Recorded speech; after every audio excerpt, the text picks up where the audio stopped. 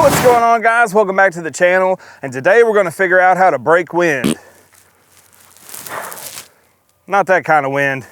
Stick around. I've been playing disc golf for probably about 13 years, since 2009. And one of the hardest things for me to learn was how to play in the wind. From Kentucky, we don't have a whole lot of wind here really. Getting out during those windy days and capitalizing on that practice really helped me out a lot. My top 5 tips for playing in the wind. Number 1 is know your disc. Know every disc in your bag, when it fades, how overstable it is, how understable it is. Do a lot of field work to learn the plastic that's in your bag. You want to know what every disc in your bag does with and without wind. The more overstable a disc is, like this Realm, very similar to a destroyer in flight, this Realm wants to go to the ground. So when you throw something overstable into a headwind, the struggle between this disc wanting to go to the ground and the headwind wanting to lift it up is what really causes it to fly just straight. You can also use this to your advantage when you're wanting to throw a low ceiling shot. Say you're wanting to throw something lower than you normally do.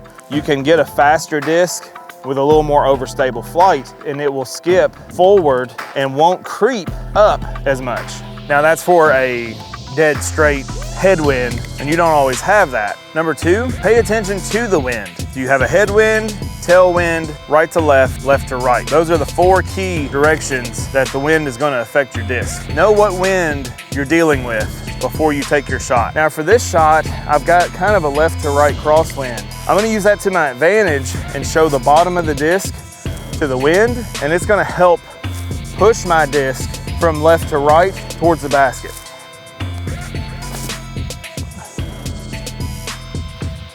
Oh, almost dunked it with that element. Anytime you show the bottom of the disc to the wind, it's gonna move it in the air.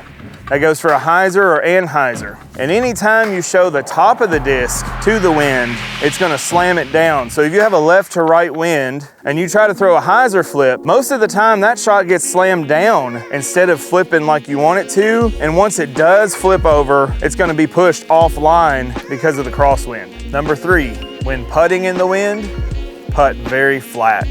You don't want to show any side of the disc to the wind when you're putting. Showing the bottom of the disc to the wind while you're putting is gonna pull your putt offline. Showing the top of the disc to the wind while you're putting is gonna smash your putt down. In a headwind, you definitely wanna be putting very flat, very straight, and even a little harder. And here's a bonus tip for that.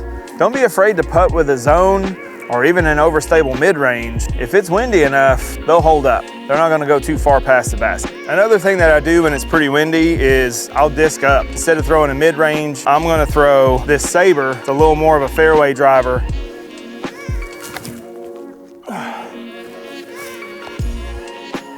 I've been really struggling here lately with just throwing hard. Everything that I'm throwing is coming out just a little too weak. I need to really focus on start using my lower body, getting my hips more into the shot. I think would help me gain another 50 feet of distance, which is really what I need to compete.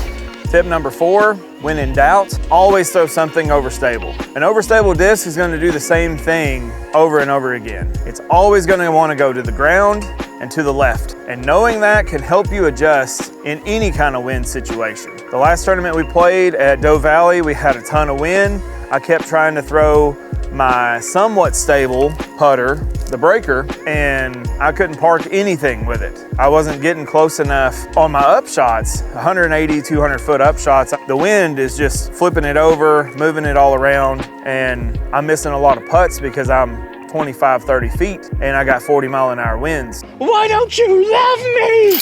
So 3 holes into the tournament, I'm like, I'm gonna have to start throwing something more overstable so that I know what it's gonna do. So I switched from my breaker to my zone, and I started shaving a lot more strokes. I still did pretty bad during that tournament because a lot of my overstable stuff failed me because I didn't do tip number 5, and that's get out and throw your overstable stuff. Those meat hooks, know what they do. Take all your overstable stuff out and play just an overstable round. That zone that I threw in my bag, that's the first time I'd thrown that zone in 6 months. Didn't even know what it was gonna do out of my hand until I threw it a couple times, a couple different holes. But had I practiced with that disc and thrown it for a couple weeks, I would have known a little bit more what it was gonna do, especially in the wind. So on this hole, we've got a little bit of left to right wind. I'm gonna show you a good shot and a bad shot. The bad shot, I'm gonna show the bottom of the disc to the wind and watch what happens to it.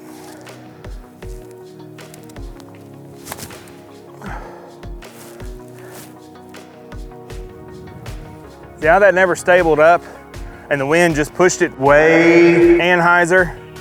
Threw it on a little bit of an Annie, that's true. But showing the bottom of the disc to the wind pushed it way away from the line and it wouldn't have been so far to the right. Now here's the right shot.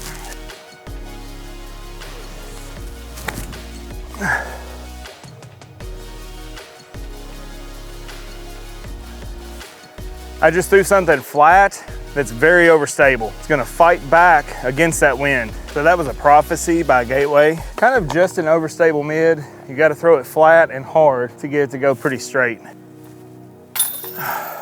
Another good thing to do is have multiples of each mold in your bag. So if you like to throw a certain mold, like I'm throwing this Element right now from Gateway, I have 2 different ones in my bag. One of them is a little bit more stable than the other. As I throw these, they will start to become seasoned, is what a lot of people will say.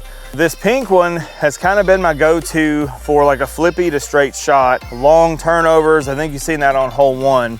And then this hemp Element is a little bit more overstable. So it's more of my buzz shot, like dead straight, let it fade a little bit at the end, that kind of throw. The good thing about doing this is you get used to the way this mold feels in your hand and the way this mold flies. So if you have a headwind, but you still want kind of an Element shot, if it's not very much of a headwind, you could just throw your stable Element instead, and it'll act more like your understable Element.